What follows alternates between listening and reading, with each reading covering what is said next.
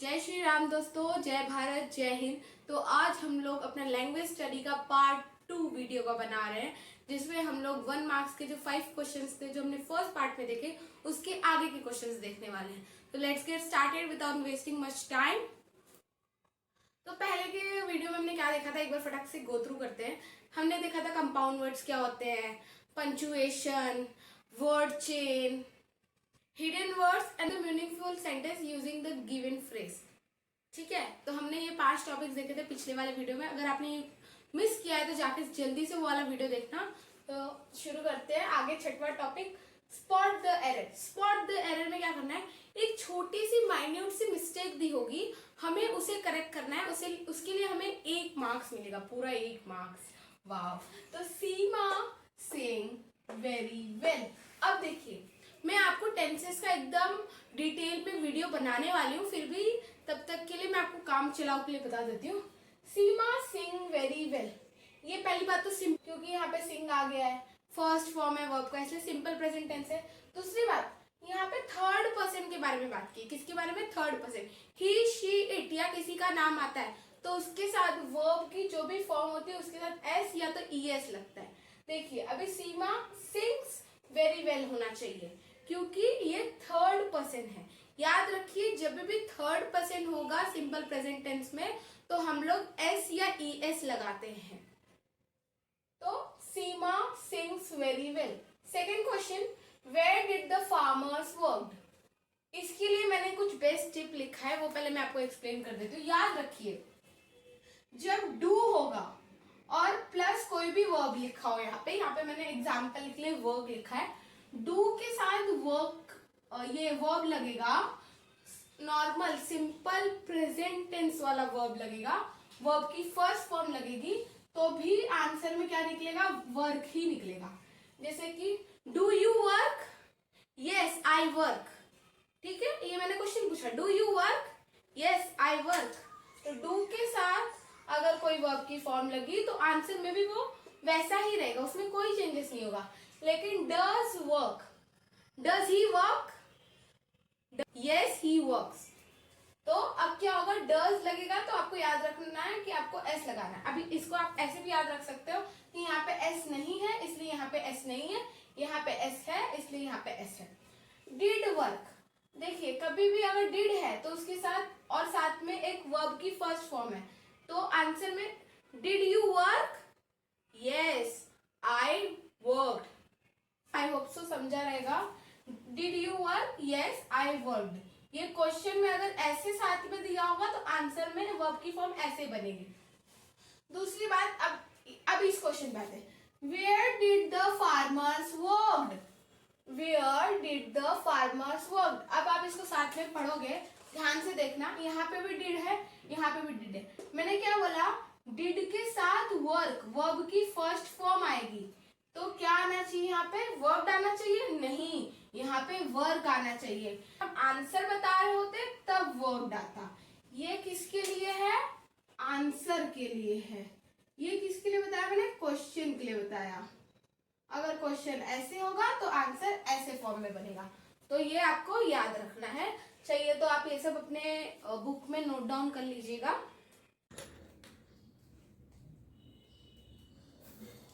तो अभी हम लोग 7th क्वेश्चन पे आ गए हैं, सिंपल एक्टिविटीज के। Identify the type of sentences. पहले तो हमें ये पता होना चाहिए कि कितने टाइप के सेंटेंसेस होते हैं। तो 4 टाइप्स के सेंटेंसेस होते हैं। टाइप्स और काइंड्स डिफरेंट होता है। तो 4 टाइप्स में से पहला टाइप देख लेते हैं हम, असर्टिव सेंटेंस। असर्टिव सेंटेंस के एंडिंग में हमेशा फुल स्टॉप लगता है, ये हमें याद रखना है। असर्टिव सेंटेंस कैसा होता है? उसमें सब्जेक्ट होता है, वर्ब होता है और साथ ही में ऑब्जेक्ट होता है। असर्टिव सेंटेंस भी 2 हिस्सों में बटा हुआ है, एक होता है अफर्मेटिव सेंटेंस, एक होता है नेगेटिव सेंटेंस। देखिए, अफर्मेटिव सेंटेंस को ही हम पॉजिटिव सेंटेंस कहते हैं। नेगेटिव सेंटेंस में नॉट लग जाता है, लेकिन एग्जांपल से समझते हैं। He is a good boy, ये कैसा सेंटेंस है? ये अफर्मेटिव सेंटेंस है, ये पॉजिटिव सेंटेंस है। यहाँ पे कुछ नेगेटिव बात नहीं की है, भाई वो अच्छा लड़का है। He is not a bad boy, वो गंदा लड़का नहीं है। ये किसका एग्जाम्पल है? नेगेटिव सेंटेंस का। दोनों का मतलब सेम है, बस नेगेटिव सेंटेंस में नॉट लग जाता है और पॉजिटिव सेंटेंस में नॉट नहीं लगता है। लेकिन मैं आपको ये बात बताती हूँ, एग्जाम में आपको अफर्मेटिव सेंटेंस या नेगेटिव सेंटेंस नहीं लिखना है, ये सिर्फ आपको इंफॉर्मेशन के लिए बताया गया है। एग्जाम में आपको अगर ऐसे सेंटेंस आते हैं जैसे he is a good boy या कोई भी सेंटेंस आता है जिसमें सब्जेक्ट वर्ब और ऑब्जेक्ट है, तो आपको असर्टिव सेंटेंस लिखना है। और दो चीजें आपको याद रखनी है लिखते वक्त कि असर्टिव का ए कैपिटल होगा और सेंटेंस का एस कैपिटल होना चाहिए, वरना यहाँ पे अगर आपको फुल मार्क्स मिल रहे हैं तो टीचर यहाँ पे आपके मार्क्स काट लेगी। और एक पेपर रिप्रेजेंटेशन नाम की भी तो चीज होती है उसके लिए। दूसरा सेंटेंस होता है इंट्रोगेटिव सेंटेंस। इसे पहचानना बहुत आसान है। इस सेंटेंस में सवाल पूछा जाता है, एंडिंग में क्वेश्चन मार्क लगता है। तीसरा होता है एक्सक्लेमेटरी सेंटेंस, जिसमें हम अपनी भाव प्रकट करते हैं। इस सेंटेंस को भी पहचानना बहुत आसान है क्योंकि इसके एंडिंग में एक्सक्लेमेटरी मार्क लगता है। चौथा सेंटेंस होता है इंपरेटिव सेंटेंस। इस सेंटेंस के एंडिंग में भी फुल स्टॉप लगता है असर्टिव सेंटेंस की तरह, लेकिन इन दोनों में एक मेजर डिफरेंस है, वो ये है कि असर्टिव सेंटेंस में subject plus verb plus object होता है, लेकिन इंपरेटिव सेंटेंस में सिर्फ वर्ब और ऑब्जेक्ट होता है। जैसे कि एग्जांपल देख लेते हैं हम, ओपन द डोर। अब यहाँ पे ये सेंटेंस तो कंप्लीट है, लेकिन यहाँ पे कोई सब्जेक्ट है क्या? नहीं है। यहाँ पे आप देखोगे तो ओपन क्या है अपना? ओपन अपना वर्ब है और द डोर है अपना ऑब्जेक्ट। अभी यदि आप इस सेंटेंस में देखोगे he is a good boy, तो ही क्या है अपना? ही अपना सब्जेक्ट है, इज अपना वर्ब है और अ गुड बॉय अपना ऑब्जेक्ट है। तो आप देखेंगे मेजर डिफरेंस यही है कि इसमें सब्जेक्ट होता है, इसमें सब्जेक्ट नहीं होता है। इसमें हम आगे बढ़ते हैं अपने 8वें क्वेश्चन की तरफ। 8वां क्वेश्चन है, pick out an infinitive, gerund, present participle and use it in your own words. अब ये इंफिनिटिव, जेरेंड, प्रेजेंट पार्टिसिपल कितने भारी भरकम शब्द लग रहे हैं। इनको समझने से पहले वर्ब समझना बहुत जरूरी है। वर्ब दो हिस्सों में बटा हुआ है, पहला फाइनेटिव वर्ब और दूसरा नॉन फाइनेटिव वर्ब। फाइनेटिव वर्ब और नॉन फाइनेटिव वर्ब का ही लोगों को मतलब नहीं पता होता है, तो इनफाइनेटिव, जेरेंड और प्रेजेंट पार्टिसिपल में आप क्या डिफरेंशिएट करोगे? फाइनेटिव वर्ब वो होते हैं one which changes its form with a change in subject और tense। ऐसे वर्ब जो अपने रूप को बदलते हैं जब चेंज होता है, परिवर्तन होता है सब्जेक्ट या तो टेंस में। टेंस मतलब भविष्यकाल, भूतकाल, वर्तमान काल, ठीक है। फाइनेटिव वर्ब्स हम उसे कहते हैं जो अपने रूप को बदलते हैं टेंस और सब्जेक्ट के साथ। एग्जाम्पल के साथ समझते हैं। The children play football, the children play football, my father plays football. यहाँ पे देखेंगे आप तो वर्ब बदल गया। वर्ब क्यों बदला? क्योंकि हमने सब्जेक्ट में चेंज लाए। दूसरा देखते हैं नॉन फाइनेटिव वर्ब, इसका बिल्कुल अपोजिट होता है फाइनेटिव वर्ब का। ये अपने रूप को, ये वर्ब अपने रूप को नहीं बदलता है अगर सब्जेक्ट या टेंस में चेंज होता है। जैसे कि the children loved to play football, my father loved to play football. यहाँ पे भी अगर आप ध्यान से देखेंगे तो दोनों का सब्जेक्ट बदला है, लेकिन यहाँ पे वर्ब में कोई भी परिवर्तन नहीं आया। तो आई होप सो आपको क्लियर हुआ होगा कि फाइनेटिव वर्ब्स में वर्ब अपने रूप को चेंज करते हैं, अपने फॉर्म को चेंज करते हैं सब्जेक्ट और टेंस के हिसाब से, लेकिन नॉन फाइनेटिव वर्ब में वर्ब अपने फॉर्म को चेंज नहीं करते हैं सब्जेक्ट और टेंस के हिसाब से। अगर आपको इसका स्क्रीनशॉट लेना होगा तो मैं साइड पर जाती हूँ।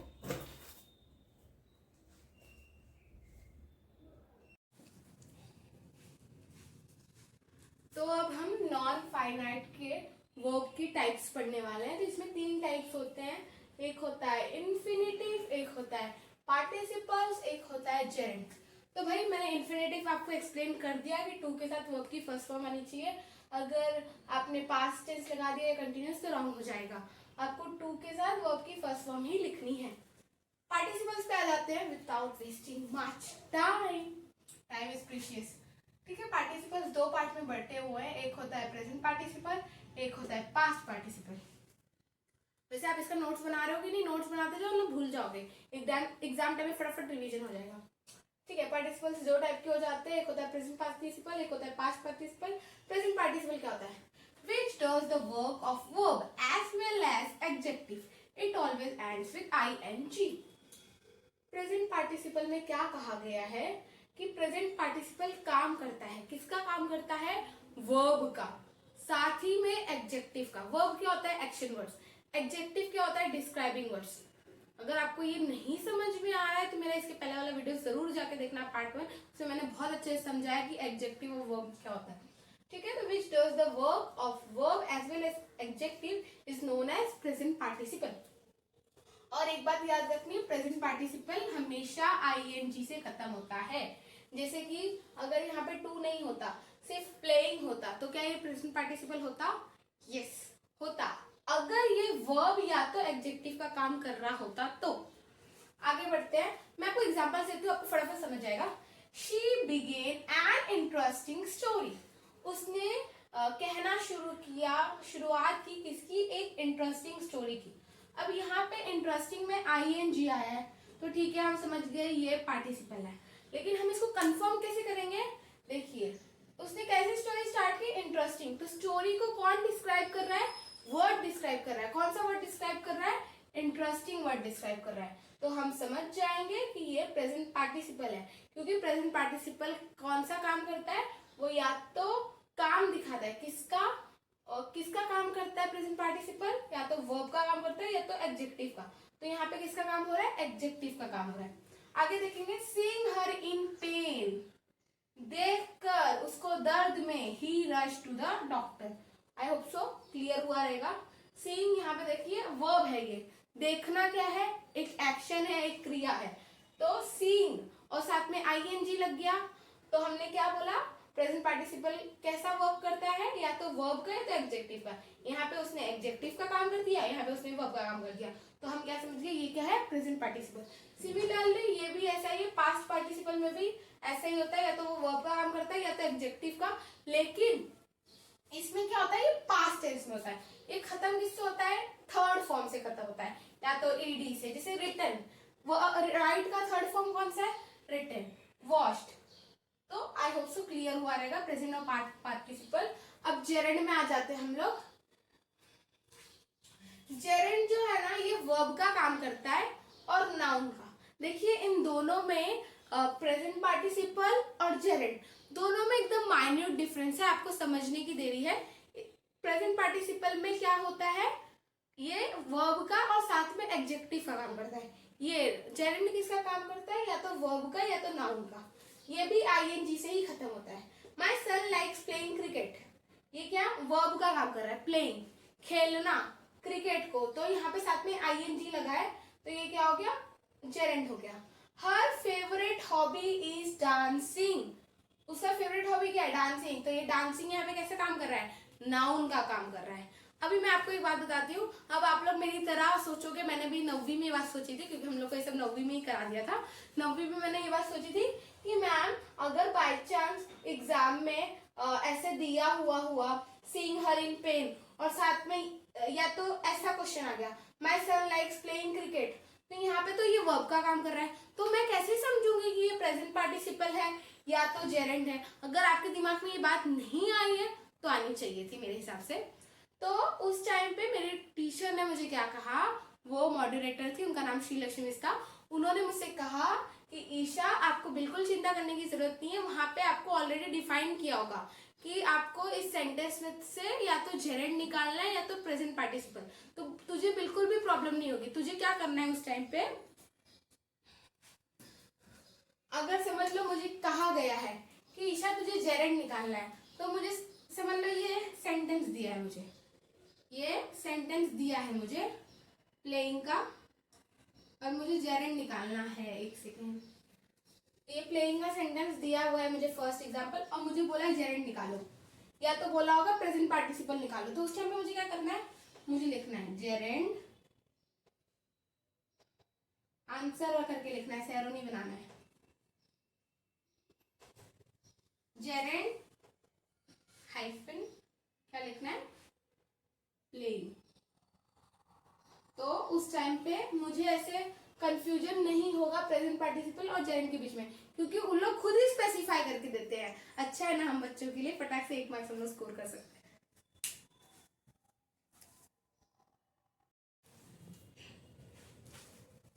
तो हम अपने सिंपल एक्टिविटीज के 90 क्वेश्चन पे आ गए हैं।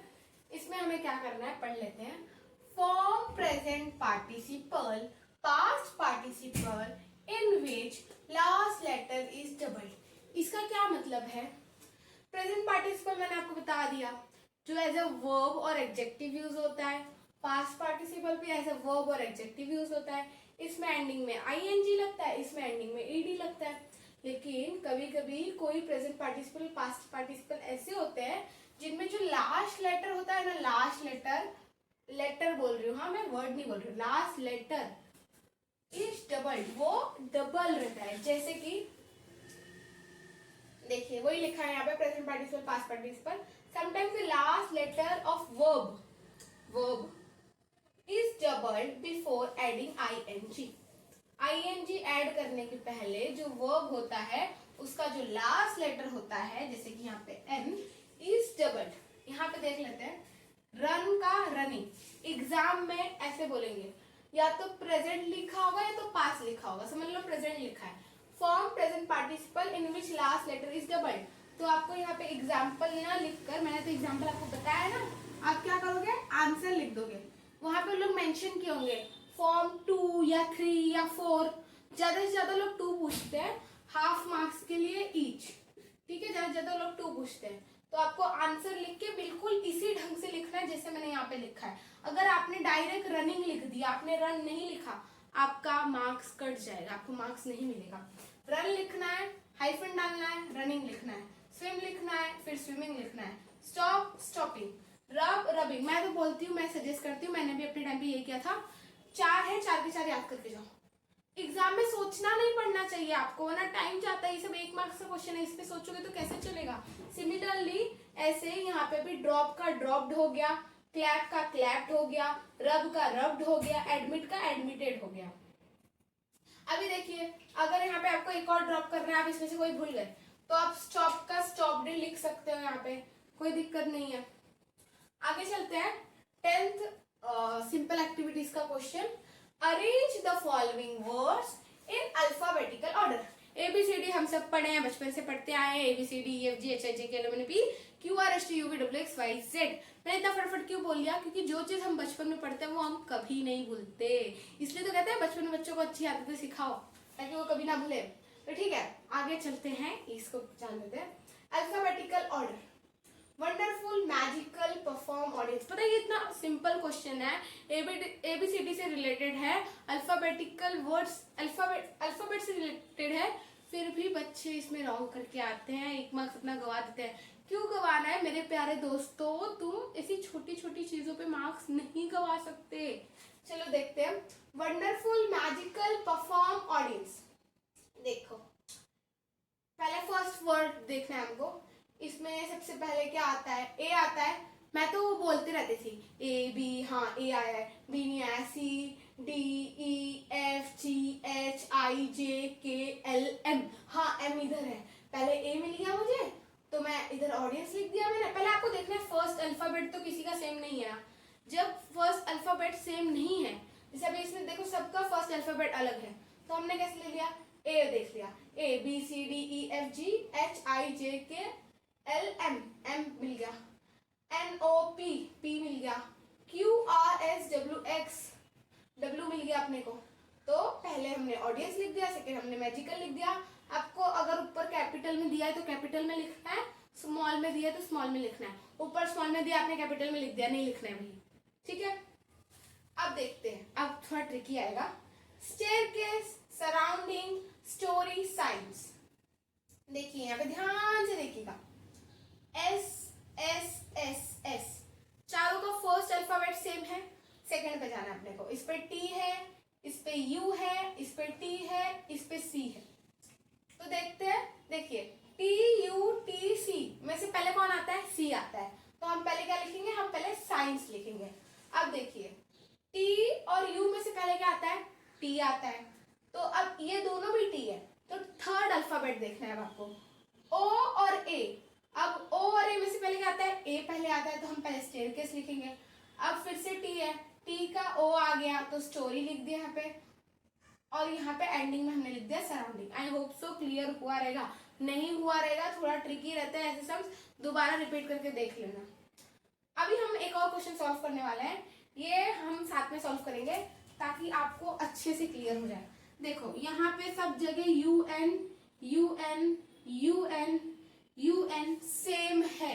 आप ध्यान दोगे अगर तो ये फर्स्ट दोनों अल्फाबेट सबके सेम है, लेकिन इसमें ई है, इसमें भी ई है, इसमें ई है और इसमें एस है। तो ई पहले आता है कि एस पहले आता है? ई आता है। तो हम अब सारे ई वाले वर्ड्स को पहले देखेंगे। देखिए ई के बाद यहाँ पे क्या है? क्यू है। यहाँ पे ई के बाद क्या है? ए है। यहाँ पे ई के बाद क्या है? एक्स है। तो अब हम एबीसीडी पढ़ेंगे। ए, हम लोग को इसमें रिस्क नहीं लेना है, मार्क्स चल जाते हैं।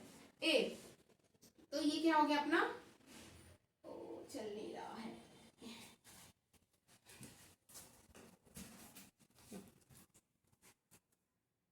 देखिए ई के बाद ए आ गया, तो ए पहले आता है अपना। दूसरे नंबर पे कौन सा आएगा? क्यू आएगा कि एक्स आएगा? क्यू आएगा। तीसरे पे ये वाला आ जाएगा, फोर्थ पे ये आएगा। आई होप सो क्लियर हुआ रहेगा। पहले आपको फर्स्ट लेटर देखना है, सबके सेम थे। सेकंड लेटर देखा हमने, वो भी सबका सेम था। थर्ड लेटर देखा, इन तीनों में ई था लेकिन इसमें एस था। पहले ई आता है कि एस आता है? ऑब्वियसली ई आता है यार, तो ई लिख दिया हमने यहाँ पे।